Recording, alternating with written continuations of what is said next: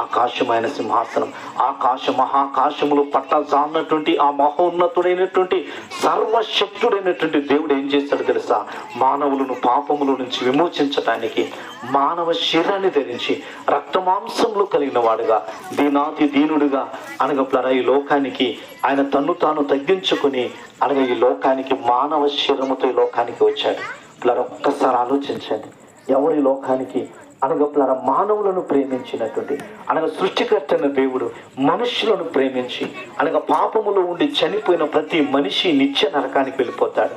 నరకం అనేటువంటిది దేవుని సముఖములో ఉన్న చెడిపోయిన దూతల కొరకు దేవుడు అనగా సిద్ధపరిచినది. అక్కడ అగ్ని ఆరదు, ఆత్మకు అనగా అనగా ఆ దూతలకు చావు లేదు. కనుక ఆ చెడ్డ దూతల కొరకు దేవుడు నిర్మించినటువంటి నరకములోనికి ఈరోజు మనుషులందరూ కూడా పాపములో జీవించి వెళ్ళిపోతున్నారు. అందుకే ఏ ఒక్కరూ నశించడం ఆయన ఇష్టం లేదు. అందుకే ఆయన అంటాడు, దుష్టుడు మరణము నొందుట నాకేమాత్రము సంతోషము కలుగునా, వాడు తన ప్రవర్తన దిద్దుకొని బ్రతుకుటే నాకు సంతోషం.